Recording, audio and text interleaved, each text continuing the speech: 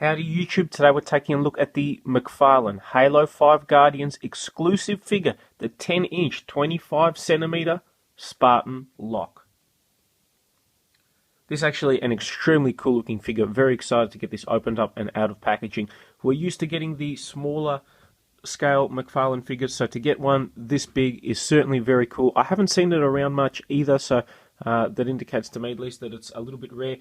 Exclusive figure, I guess. I'm not sure what's exclusive about it, probably the height, but very cool figure indeed. Nice shot of Locke there on the right, and a very cool looking figure. Unfortunately, I still do not own my copy of the Halo 5 Guardians game. I traded it in not long after beating it. I just couldn't get into the game. I would have liked, you know, they set it up that it was going to be a battle between Master Chief and Locke, and instead it was neither. I mean, the game graphics, amazing. The gameplay, I didn't mind, but I don't know. The soundtrack, I think, was a bit of a letdown. The way they advertised the game, I think, was a little bit misleading to what it actually was. Cortana as the villain, you know, was sort of hit and miss for me. The Warden Eternal, I think, could have been an amazing villain that they really didn't do a lot with, other than recycle his boss battle countless times. But still, this figure looks freaking awesome. It does come with a Halo 5 rec pack, which you can use obviously to get bonus content in the game. Taking a look at the side of the packaging, there's a nice shot of Locke as well. So with that, let's get this guy opened up. Just before I get him opened up, a quick look at the back. You can see two poses in one.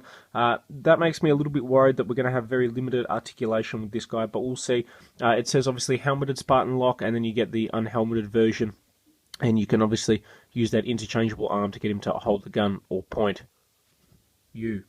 So yeah, that's a little bit interesting. Other exclusive figures, we've got Spartan Athlon, Centurion, the Technician, and then Locke, of course. And then down below, we've got the 6-inch McFarlane figures, which I've reviewed a couple of those already. So let's get Locke opened up.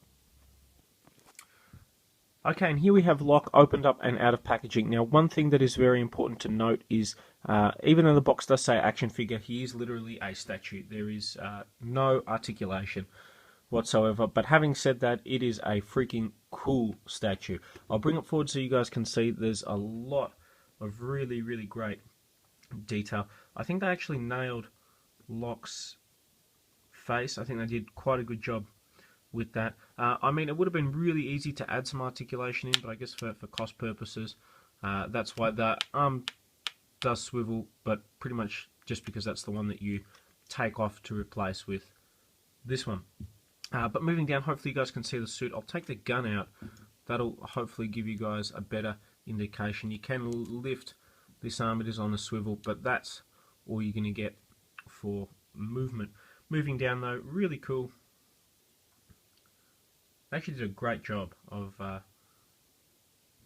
capturing, I guess, the likeness and the suit. That's a really sick suit, actually. Just for comparison, I'm going to quickly bring in the smaller Locke. You can see the level of detail is significantly more with the larger one, even just looking at the chest area here. Both brilliant figures, by the way. Really cool figures, but I think definitely in terms of detail, this exclusive statue definitely has a huge advantage. I love the back. That's really cool. Nice. Okay, and here we've got Spartan Locke with his alternative head and hand. You can see obviously there's not a big difference in terms of the hand, but the helmet looks really cool. I know some people have commented that they prefer the Master Chief design, but actually looking at the big version of Locke and the detail on him and everything, I think that he looks a lot cooler. Like the suit is pretty sick, to be honest. I'm very, very happy with how this came out. Just a ton of detail. Even on the gun, like the paint scheme on the gun is very accurate, very good as well. I probably won't display him with this hand or this head. I prefer the first pose a little bit more, but that's just personal preference.